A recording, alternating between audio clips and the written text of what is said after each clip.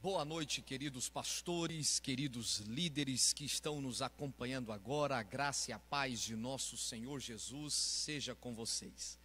Que bom estarmos juntos, conectados nas nossas redes sociais da Associação de Pastores das Igrejas de Cristo de Goiânia e em torno. Nós estamos no YouTube, estamos no Facebook, estamos também no Instagram, nos canais oficiais da ASIC.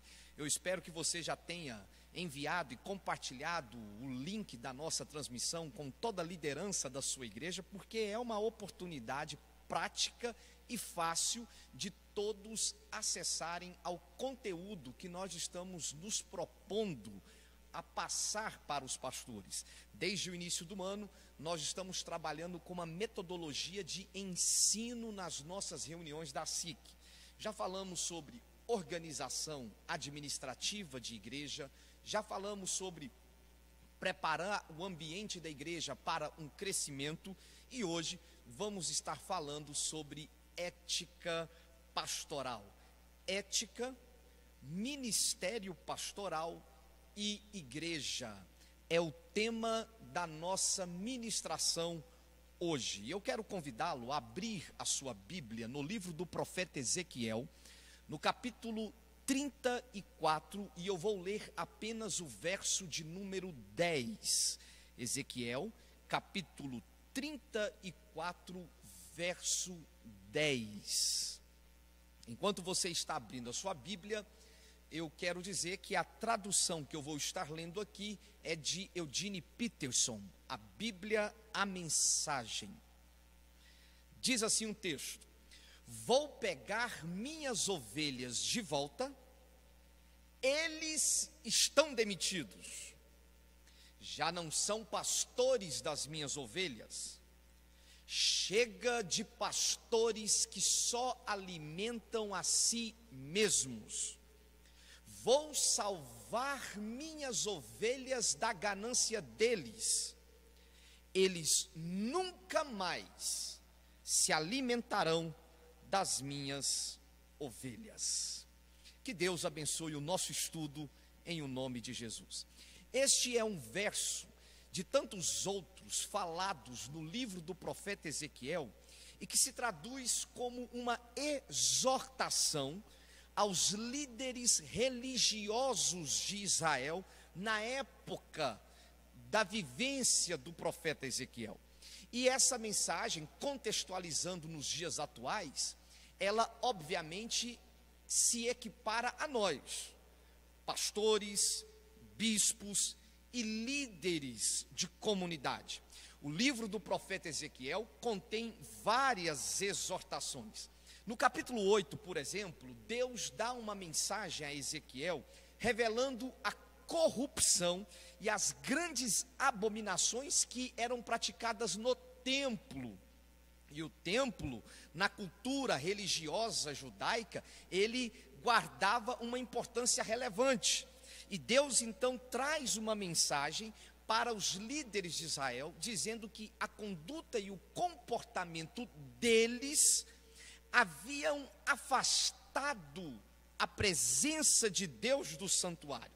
Essa revelação, ela é escancarada aos líderes de Israel, aos anciãos de Judá, aqueles que ministravam ao povo e que, quando recebem essa revelação, o profeta Ezequiel a dá diante deles, na frente deles. E essa corrupção, segundo o profeta Ezequiel, ela podia ser revelada por pelo menos 4 comportamentos desses líderes. O primeiro era a construção de uma imagem de ciúmes, que segundo o texto, ele diz que essa imagem de ciúme provocava ciúme em Deus. Não que Deus fosse um ser passional e totalmente coitadinho, porque os líderes de Israel estavam adorando a outros deuses. Mas a exortação aqui é porque os líderes em si davam a outras coisas ou a outros ídolos a adoração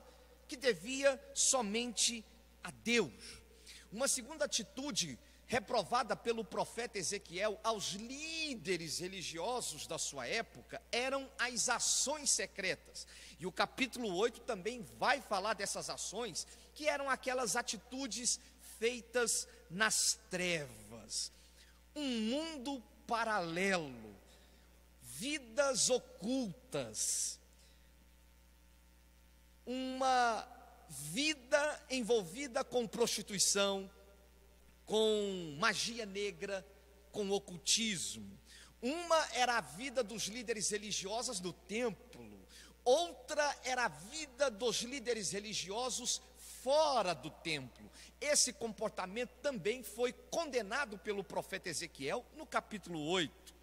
Um terceiro comportamento dos líderes, ainda no capítulo 8, que o Ezequiel condenou e exortou, foi a prática de culto a carências e desejos. É interessante porque o texto diz que as mulheres choravam a Tamuz, e Tamuz era um deus sumério, um deus masculino de fertilidade, e que tinha o seu equivalente no Egito ao deus Osíris, e na Grécia ao deus Adonis. Ele era o deus do rejuvenescimento, o deus das emoções, como absolutamente se o sentido da vida dependesse da presença de um homem para fazer com que aquelas mulheres se sentissem mulheres. Então nós tínhamos, por um lado, por parte das mulheres, uma idolatria masculina, e por isso elas erguiam cultos para suprir suas carências e desejos. Por outro lado também, uma escravidão feminina. E tudo isso é condenado pelo profeta, porque o culto que era praticado no templo não era um culto para Deus, não era um culto para adorar a Deus, era um culto para satisfazer o desejo e a carência humana. Era muito mais um culto antropológico do que propriamente um culto para Deus. Parece que isso não se assemelha aos nossos dias atuais, em que a pregação da palavra tem sido voltada para suprir apenas os nossos desejos e as nossas carências. Os louvores são louvores extremamente antropológicos, para denotar a nossa necessidade de um Deus que venha nos bajular. Esse comportamento foi condenado por Deus em relação aos líderes religiosos da época do profeta Ezequiel. Uma quarta atitude no capítulo 8 foi a rejeição ao Senhor.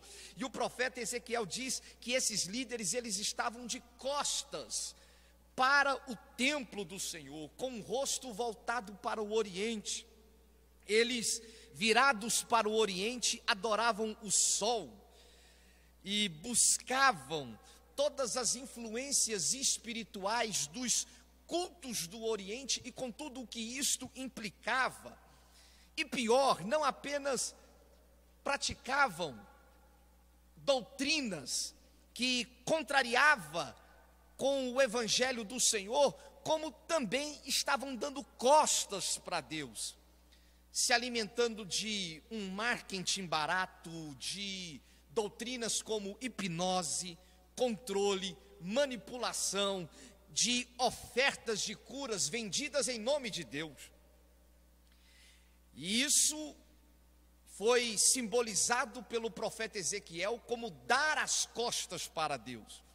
Os líderes religiosos, que deveriam estar subordinados a Deus, eles deram as costas para Deus e viviam de doutrinas que pudessem controlar, manipular o povo, a fim de que se fossem oferecidas curas em nome de Deus. E aí Deus então interroga o profeta Ezequiel e diz: vês tu o que esses líderes estão fazendo? Viste, filho do homem, o que esses anciãos da casa de Israel fazem nos ocultos, nas trevas? Vês isto, filho do homem? Ainda tornará a haver abominações piores do que essa. O que você está vendo, Ezequiel, é apenas a ponta do iceberg, mas eu ainda vou te mostrar coisas que vão deixar você de queixo caído com o que esses líderes andam fazendo. Vês isto, filho do homem. Por 4 vezes no capítulo 8, Deus fala com o profeta se ele era capaz de enxergar tamanha corrupção praticada pelos líderes de Israel. Vês isto. E eu acho interessante essa insistência de Deus ao profeta, se ele está vendo ou não, porque uma das maiores dificuldades que as pessoas possuem quando se acostumam com um determinado ambiente é que depois elas perdem a capacidade de autoanálise, de enxergar e de discernir os seus próprios atos, vivendo um verdadeiro palco de fachadas. Por isso que Deus então diz para o profeta: você está vendo o que esses líderes estão fazendo? É muito comum líderes religiosos serem entorpecidos por um cinismo acerca daquilo que está acontecendo.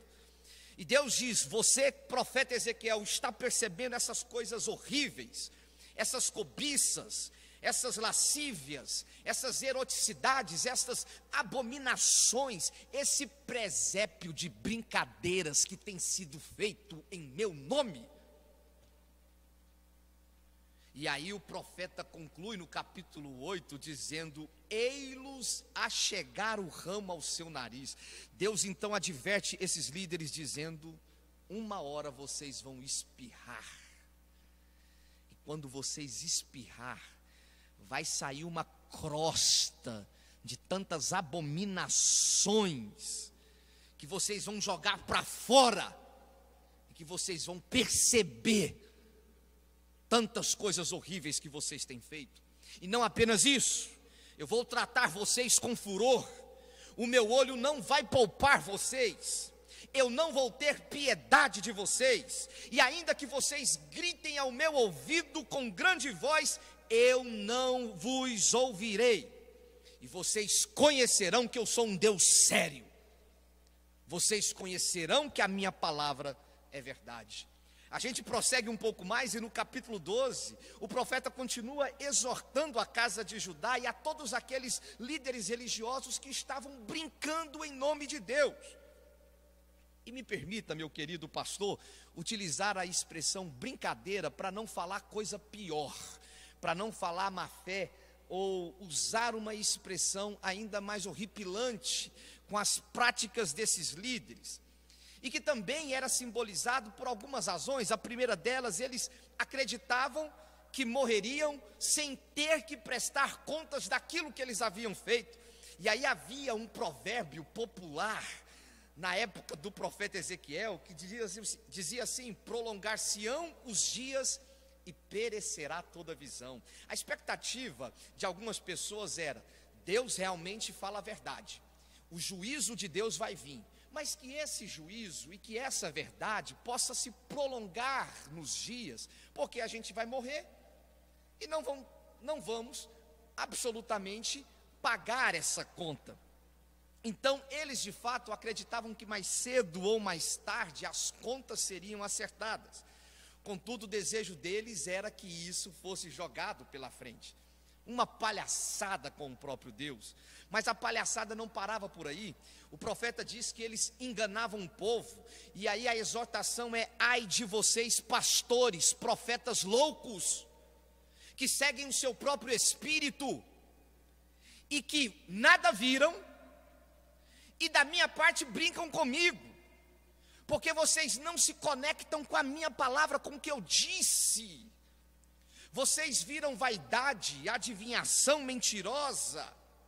Vocês dizem que o Senhor falou com vocês, quando na verdade eu não coloquei absolutamente nenhuma destas palavras que vocês andam endereçando a mim. E eu não vou cumprir, porque eu não zelo por uma reputação fabricada por mentiras. O que vocês estão falando, essas mentiras que vocês pregam para agradar o paladar do povo, vocês fazem isso para manter o povo num estado de dependência com vocês, quando na verdade vocês deveriam pregar a minha palavra. Vocês dizem, o Senhor disse, sendo que eu não falei. Vocês sabem do que estavam falando e vocês não vão ter a desculpa de dizer que vocês eram ignorantes. Dessa desculpa, eu e você não podemos ter. Alegar diante de Deus que éramos ignorantes. Aliás, os piores ateus são aqueles que conhecem o Evangelho, conhecem a palavra, e mesmo conhecendo o Evangelho e a palavra, pregam abominações em nome de Deus. A esses profetas Deus disse: vocês não entrarão na casa de Israel, apartai-vos de mim, porque eu não vos conheço. E aí, meus irmãos, é menos doloroso você entrar para uma máfia, é menos doloroso você se prostituir do que falsificar o Evangelho, do que enganar o povo de Deus, do que vender Jesus. A fachada, a parede do engano, a espiritualidade de pedras, de reputações, de mentiras, de marketing, ela vai cair um dia pelo vento do Espírito Santo, pelo vento do transtorno e do arrependimento, se ainda houver misericórdia. E aí o profeta continua, no capítulo 14, o profeta denuncia outras práticas no meio dos líderes, como por exemplo, idolatria no coração. Eles, os líderes, os pastores que eram contra fabricar líderes para fora, fabricavam líderes dentro deles.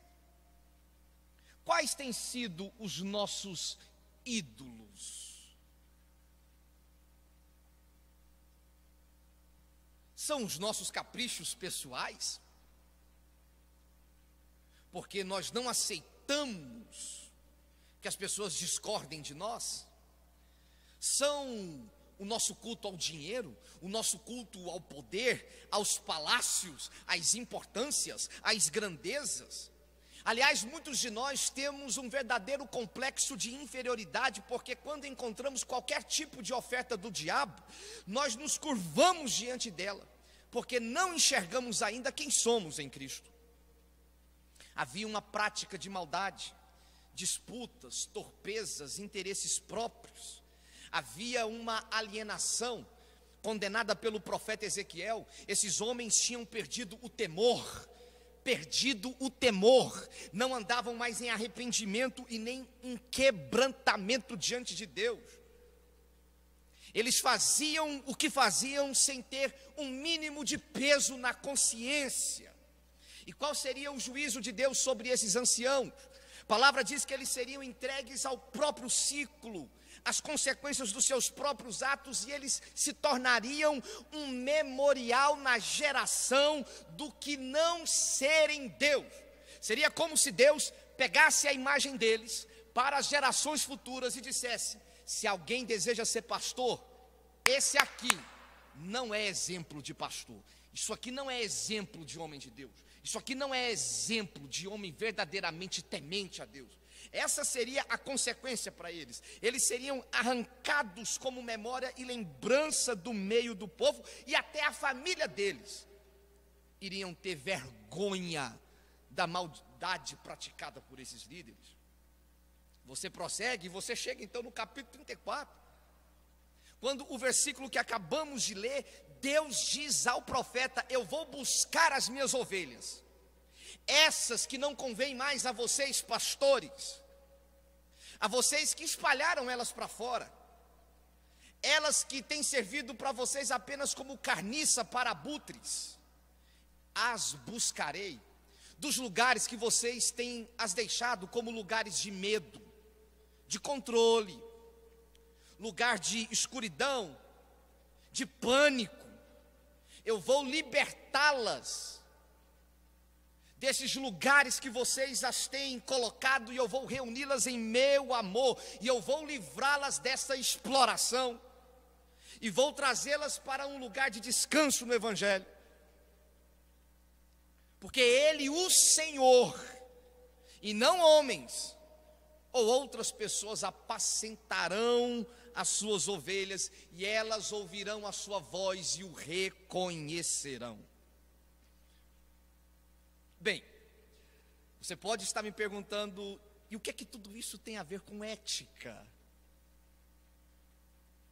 Eu falei tudo isso para esboçar para vocês que a conduta e o comportamento reprovável dos líderes religiosos da época de Ezequiel, ela pode também ser percebida muitas das vezes em nosso meio. E o comparativo desses líderes religiosos da época de Ezequiel se aplicam a nós pastores, a nós presbíteros, a nós líderes de comunidade, e que devemos nos portar com ética, porque do contrário, o nosso fim será o mesmo fim desses profetas e anciãos advertidos pelo Ezequiel. O que vem a ser ética? Ética vem da palavra grega ethos, e significa nada mais nada menos do que morada humana. A ética como morada, então, não é algo construído, acabado e perfeito em si mesmo, mas é algo que se vai edificando ao longo da vida. Ela ajuda a tornar melhor o ambiente para que a nossa vida seja saudável, materialmente sustentável, psicologicamente integrada, espiritualmente fecunda. Ética é princípio. E quando nós falamos de princípio, que é uma grade de valores que o cristianismo tem, nós falamos de valores que são universais e atemporais. São universais porque se aplicam a nós, aqui no Brasil, e aos pastores que estão do outro lado do mundo. E são atemporais porque devem ser observadas hoje, como foram observadas antigamente, e serão observadas ao longo da nossa conduta. Então, ética são princípios, e esses princípios éticos do Evangelho nos convida para uma nova consciência. A ética cristã, ela implica em uma nova consciência, e é muito simples. Por que a ética cristã implica em uma nova consciência e não na observação irrestrita da lei? Porque nem tudo o que é lícito, nem tudo o que é legal, é ético. Aliás, foi o Paulo apóstolo quem fez essa afirmação: todas as coisas me são lícitas, mas nem todas as coisas me convêm. Não é porque um determinado fato é legal que eu devo praticá-lo. A pena de morte, o aborto, a eutanásia, elas podem até se tornarem legais do ponto de vista da lei. Mas isso não significa que, do ponto de vista da minha ética cristã, eu deva concordar com esse comportamento. A ética cristã, ela é uma nova consciência. E ela é uma nova consciência porque nem tudo o que é legal é certo, e também porque a lei, ela é limitada. Ela não é suficientemente abrangente. Aliás, nós costumamos dizer que o próprio direito, por sua natureza, ele é dinâmica, porque as relações sociais vão se evoluindo. Por isso, Jesus disse que a nossa justiça deveria exceder a dos fariseus, ir além a dos fariseus. E por último, o Evangelho nos convida a uma nova consciência ética, porque a própria lei, ela sempre vai se flexibilizar diante da ética. Vocês estão lembrados que em muitas ocasiões Jesus realizou curas no sábado, e ao ser questionado por que ele estava curando no sábado, sendo que a lei dizia que não poderia fazê-lo no sábado, o que Jesus disse? Jesus mostra que não foi o homem que foi feito para o sábado, mas foi o sábado que foi feito para o homem. Então havia um princípio ético maior do que a própria lei, havia um valor que estava por trás da própria lei. Por isso, nós somos convidados a uma ética de consciência, sobretudo de consciência, uma consciência encharcada, inundada pelo Evangelho de Jesus, pela palavra de Deus, pelas Escrituras Sagradas. E é sobre isso que nós vamos tratar agora. de princípios éticos bíblicos em relação a algumas situações que vivenciamos no nosso dia a dia.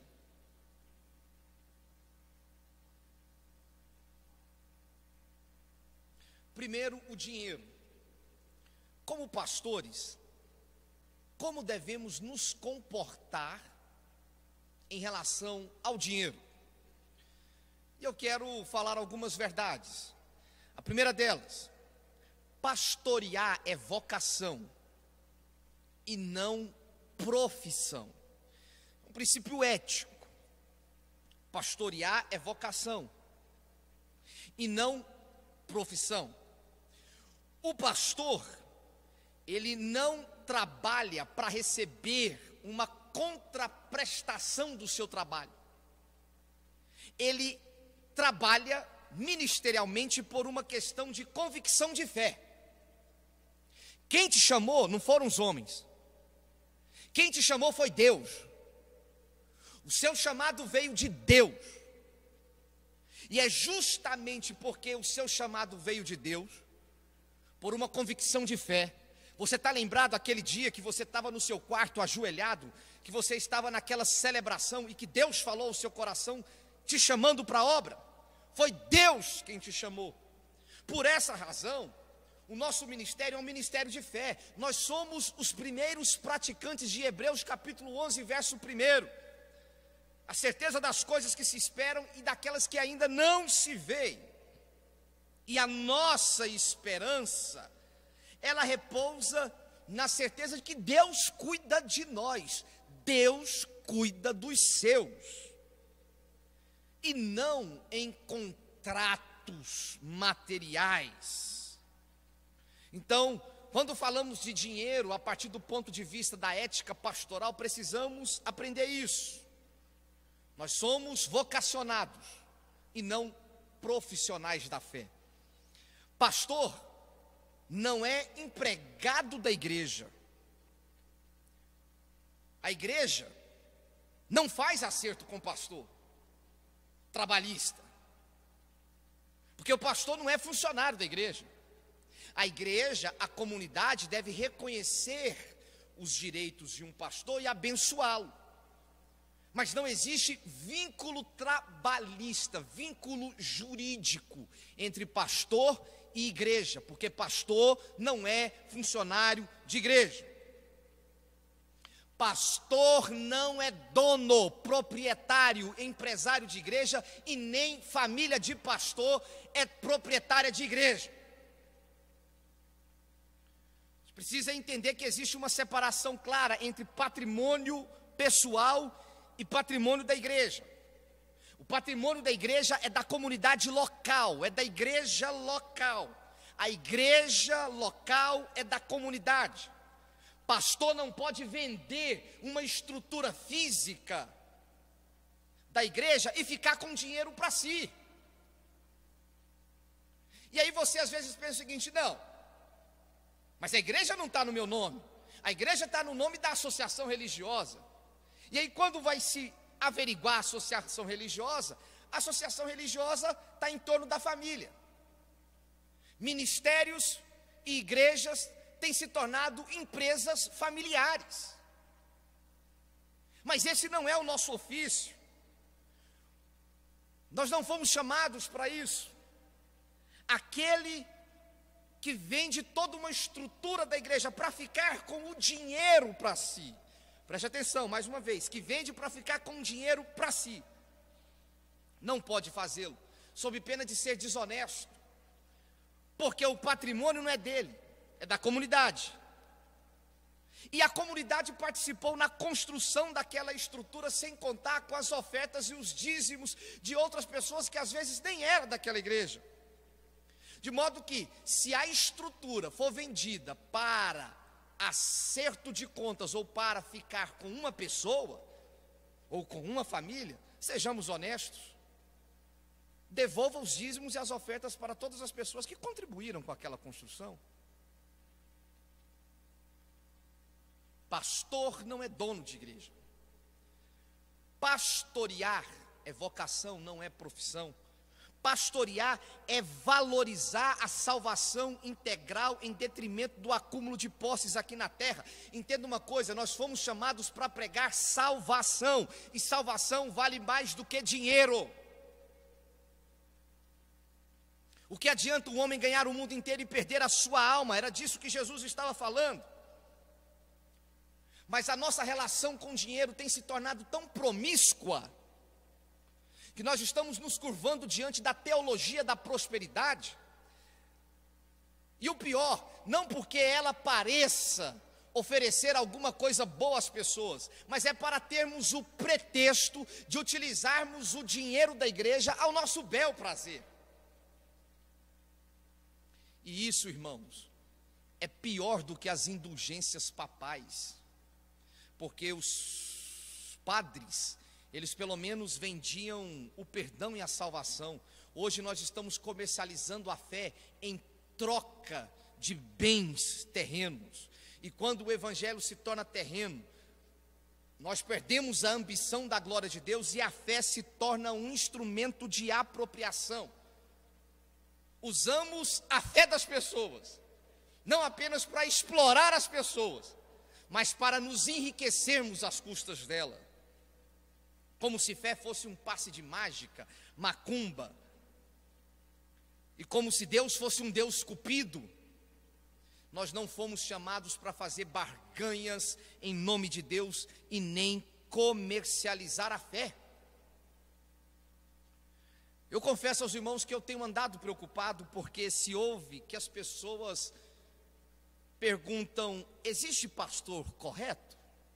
Existe pastor sério? A que ponto nós chegamos? Porque a palavra pastor, por si só, ela já deveria designar um homem virtuoso. Quando alguém olhasse para um pastor e dissesse: aquele é pastor, já deveria assim ter um respeito por ele. Mas agora, toda vez que se fala sobre um pastor, a palavra pastor deve vir acompanhada de um adjetivo. Aquele é pastor, mas ele é pastor sério. Não, aquele é um pastor, mas ele é um brincalhão, ele é um pastor que não pode ser levado a sério. Sabe qual que é o meu medo? É que num futuro bem breve, as pessoas não perguntam mais se existem pastores sérios, mas se é possível existir pastores sérios. Precisamos repensar a nossa relação com o dinheiro, meus irmãos, a nossa ética no uso do dinheiro. Segundo, quando falamos de nova consciência e de ética pastoral, ministerial, precisamos repensar como lidamos com resultados. E aí, a questão dos resultados é algo que nos atrai por si só. Mas o cristianismo, ele não trabalha com uma ética pragmática de resultados, fazer aquilo que dá certo. Mas ele trabalha com uma ética daquilo que é correto. O pragmatismo diz que o que dá certo é certo. O cristianismo diz que o que é certo vale mais do que o que dá certo. Então nem tudo que dá certo é certo. Algumas coisas, inclusive, nós sabemos que vão resultar em prejuízo para nós, que vão dar errado, mas preservamos a nossa dignidade e a nossa honra, os nossos valores éticos, porque o caráter sempre vale mais do que os resultados. Então tome cuidado com o que você faz, e não o faça apenas sob a motivação de que deu certo. Ah, esse pacote, esse método deu certo, aquela igreja cresceu, aquela igreja explodiu. Ah, eu vou fazer isso porque está dando certo. Essa não é a nossa primeira pergunta.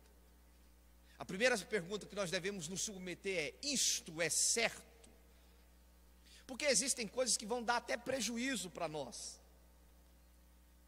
Se nós de fato cremos na natureza do evangelho, existem trabalhos que vão dar prejuízo para nós. Por exemplo, o trabalho missionário realizado no Amazonas. Você acha que isso dá lucro material? Não dá lucro material nenhum. As comunidades ribeirinhas não são sequer autossustentáveis. Então, quem vai pregar o evangelho numa região como essa, já vai sabendo que não vai ter nenhum tipo de lucro, mas vai ter que, na verdade, se doar. Mas faz isso porque ele é compungido por uma consciência de valor ético daquilo que é certo a fazer, e não apenas daquilo que dá certo. Jamais negocie os valores na sua consciência. Pastores, caráter não tem preço. Isso parece ser piegas, parece ser simplista, mas é uma verdade. É melhor dormir mal porque falta cama do que dormir mal porque a consciência está pesada. O problema de muita gente, às vezes, não é nem sequer a impossibilidade de fazer aquilo que é certo, mas a dificuldade em assumir o ônus do que é certo. Nós, pastores, sabemos o que é certo. Nós não vamos poder alegar ignorância. Por isso, nós temos que ter coragem de fazer o que é certo e seguir as recomendações de Provérbios, que diz que é melhor ser pobre do que mentiroso. É melhor o pobre íntegro em sua conduta do que o rico perverso em seus caminhos. Viva dignamente da vocação que você foi chamado, meu irmão. Você foi chamado por Deus, você foi chamado pelo Espírito de Deus, e o que você é fala muito mais alto do que o que você diz. Por isso precisamos repensar a nossa ética de pragmática para a ética daquilo que realmente é certo. Terceiro assunto que nós devemos falar quando falamos de ética ministerial são pessoas. Como é a forma que lidamos com as pessoas?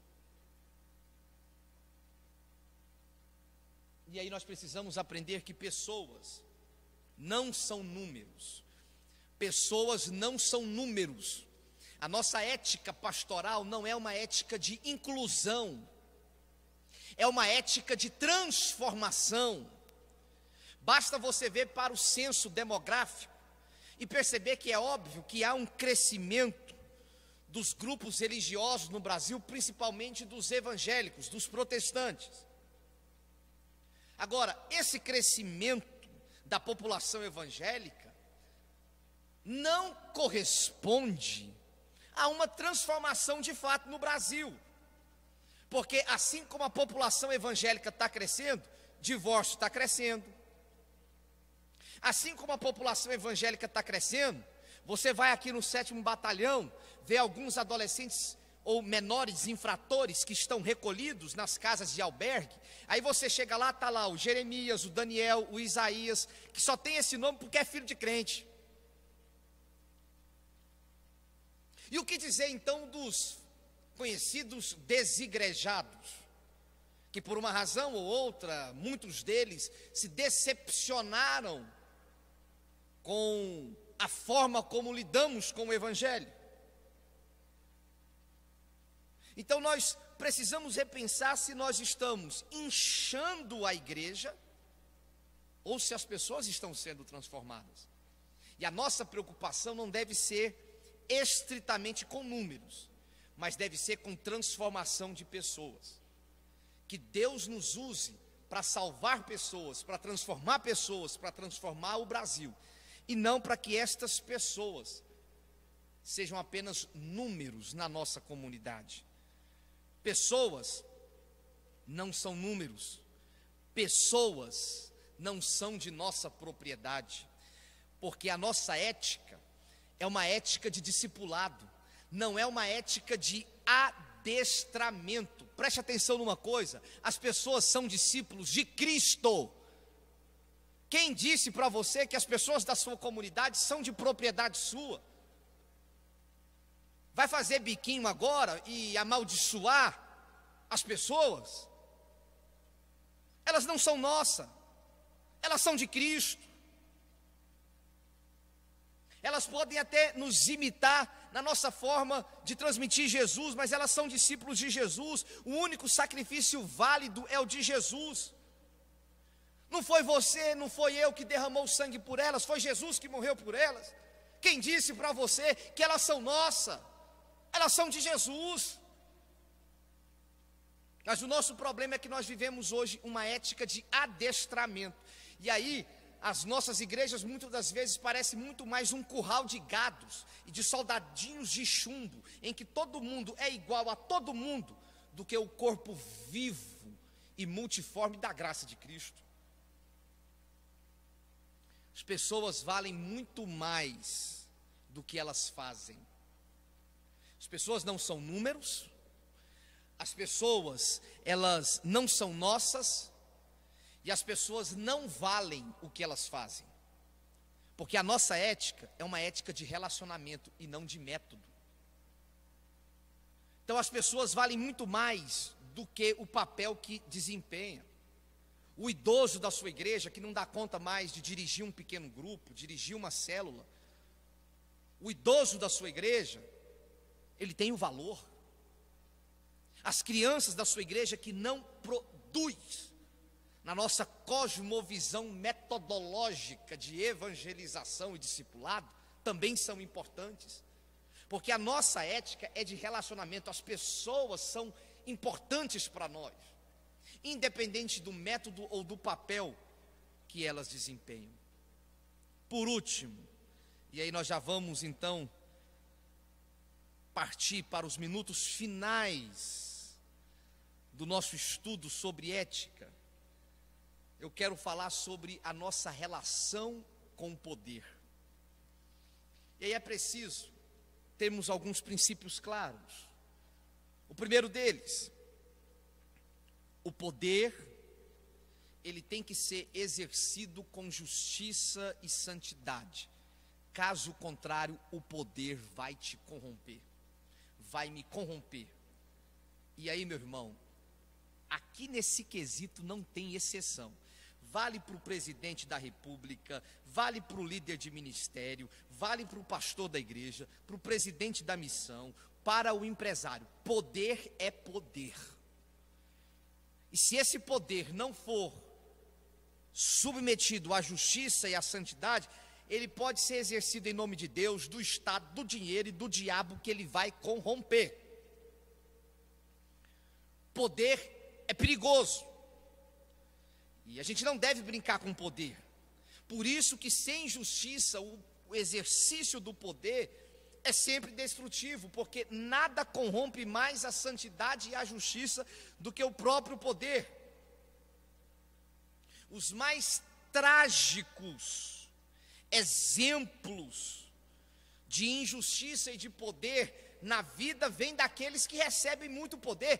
Por isso que a quem muito é dado, muito vai ser cobrado. Aliás, hoje há uma tese jurídica defendida por alguns parlamentares que pastor, padre e líder religioso, se cometer crime, a pena dele tem que ser mais ainda agravada porque é pastor. Ora, se ele goza de um poder na comunidade, então se ele errar, a responsabilidade dele deve ser maior. E a gente deve tomar cuidado, porque o poder nos aproxima das tentações. Sabe como é que é, né, meu irmão? Você tem muito poder. As pessoas olham para nós e se espelham em nós. E aí você olha para as moças que frequentam a igreja, que estão vivendo talvez um momento de fragilidade e que se apaixonam pela figura do pastor. E aí você diz: puxa, irmã, deixa eu cuidar de você. E aí a sua cabeça vai entrando nessa sequência lógica. O próximo passo é você manipular e dominar a mente dessa pessoa.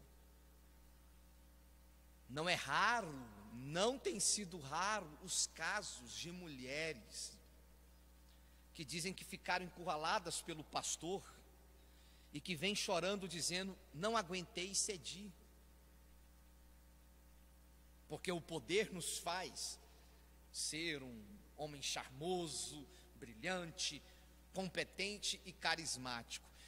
E todas essas características para nos tornar um predador,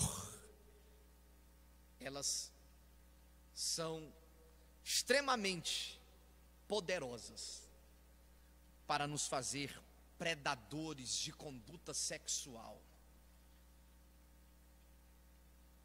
E o pior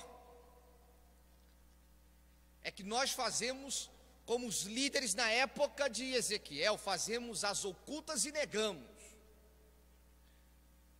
A liderança às vezes é omissa e faz vista grossa, e vamos acobertando a exploração sexual, e ela vai se agravando, porque acreditamos que devemos proteger o bom nome da igreja ou salvar o ministério do pastor, e o que fazemos com a vítima? Nada. Não fazemos nada com as vítimas. E aí o poder vai nos tornando predadores e vai destruindo pessoas que depositavam em nós a mais alta confiança. Poder é um negócio, amados, seríssimo. Você começa a sentir que possui poder, que as coisas são suas, que existem em função de você. E aí às vezes ele vem com dinheiro e você pode comprar tudo. Daí a pouco você está comprando a consciência das pessoas. E você vai se tornando a medida de todas as coisas. Então cuidado. Exerça sempre o poder com justiça, santidade e amor, porque senão nós somos corrompidos. O poder tem uma necessidade de ser rendido a Deus diariamente, todo dia. E infelizmente, irmãos, nós temos uma tendência de só rendermos o nosso pseudo e ilusão de poder a Deus quando nós somos provocados. Se não tiver alguém no seu ouvido dizendo: David, baixa a bola, você é só um homem. David, não é você, é o Espírito Santo de Deus. David, não é o seu poder, a sua eloquência ou o seu conhecimento, é o Espírito Santo de Deus. Se nós não formos chacoalhados e lembrados diariamente que somos mortal, nos deixamos dominar pelo poder. Por isso, tenha alguém a quem prestar contas, se submeta a uma mentoria, mas não seja dono de si mesmo. Porque quanto mais poder temos, menos amigos temos, menos conversas francas nos permitimos, menos mentores nós temos para falar no nosso ouvido: lembra-te que santo, santo é o Senhor. Se existe algum tipo de poder, nós só sobreviveremos a ele, ou não seremos corrompidos a ele, se lançarmos diariamente diante de Deus, através da adoração, da entrega, do prostrar cotidiano a Deus. E é muito mais do que se ajoelhar, é de fato um desconjuntar diante de Deus, porque essa nossa rendição não precisa necessariamente se dar diante do povo, porque podemos correr até o risco de fazer isso para transformar numa tentação hollywoodiana. Mas é sobretudo no nosso quarto. Quantas das nossas esposas conhecem os nossos joelhos dobrados no chão, no quarto secreto? Quantos dos nossos filhos ouvem as nossas lágrimas nas madrugadas em que estamos orando? A nossa rendição ao Senhor. Precisamos nos render ao Senhor, precisamos adorar ao Senhor, e adorar a Deus é assumir que nós somos limitados, nós somos finitos, vai acabar. O Salomão disse que a fama, ela é como um unguento precioso, cheira bem e logo passa. assim é o poder.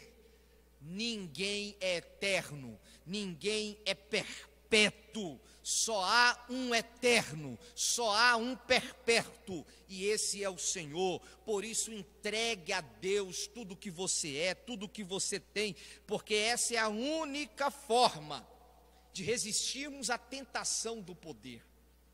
Qual tem sido a nossa coroa como pastor? É o pastorado? É a igreja grande? É a reputação? É o nome? É o sucesso? Precisamos nos render ao Senhor, porque a nossa glória não tem sido o Senhor, tem sido nós mesmos.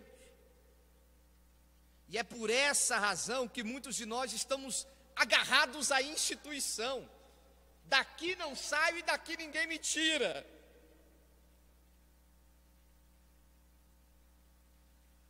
Fica agarrado ao cargo.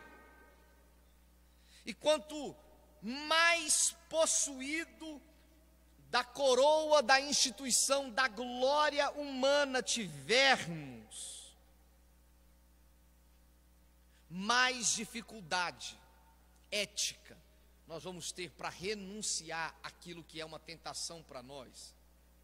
Porque você se agarra a esse título, a esse cargo, sem perceber que você está morrendo e sem perceber que você está matando a sua igreja. E às vezes você já até morreu e não sabe, porque só está faltando te enterrar. Mas você prefere ficar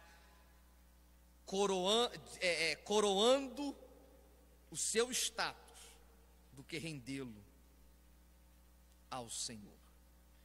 Eu concluo a minha palavra sobre a ética e a forma como devemos lidar com dinheiro, poder, como devemos lidar com resultados, como devemos lidar com as pessoas, voltando para o profeta Ezequiel. E o profeta Ezequiel disse, Deus disse para o profeta: vistes? Dias depois ele leva o profeta ao vale de ossos secos, retrata a situação do povo e pergunta para Ezequiel se Ezequiel acreditava na restauração. Ezequiel responde que o Senhor sabe, e Deus diz: profetiza e esses ossos passam a ter vida. Eu quero dizer uma coisa para mim, porque o primeiro ouvinte dessa mensagem sou eu, não é você, meu irmão, sou eu. A palavra de Deus pode salvar todos nós que vivemos relacionamentos abomináveis, agarrados nos enganos, que choram a tamus, que cultuam as mecânicas do materialismo solar, dos que se agarram a deuses que não são deuses por causa do pragmatismo da oferta, não importando o capricho. A palavra de Deus pode nos acordar e pode nos salvar. O Espírito Santo pode nos remontar nesse dia. Mas a pergunta que Deus faz a você é a mesma que fez a Ezequiel: você está vendo? Você viu? Você viu? E essa é uma das verdades do Evangelho. Enquanto Deus fala conosco, ainda há esperança. Enquanto Deus exorta, ainda há salvação. Enquanto Deus disciplina, nós somos filhos. Enquanto Deus corrige, não somos bastardos. Enquanto o meu espírito é angustiado pelo Evangelho, eu ainda estou vivo. Por isso nós devemos ouvir o Evangelho como boa nova, para sabermos quem não somos, quem devemos ser e quem eu posso ser. Porque é horrível o dia do silêncio do Senhor. Que Deus tenha misericórdia de nós, porque se Deus se calar, se silenciar para nós e nos entregar a nossa própria disposição mental, nesse dia estaremos no inferno. Precisamos nos acordar, porque desgraçado é o estado daqueles que confessam o nome de Deus, mas não temem no coração. E a verdade é uma só: a palhaçada vai acabar. Eu não sei quando e como. O único problema é que muita gente vai acabar com a palhaçada. E quem dera entendermos e nos convertermos antes que seja tarde demais. Por isso, Igreja de Cristo, pastores e líderes, a começar de mim, que repensemos a nossa ética e que a nossa vida seja para a glória de Deus, para o louvor ao Senhor. Que Deus nos abençoe em o nome de Jesus. Pastor Verlane, para fazer um encerramento em o nome de Jesus.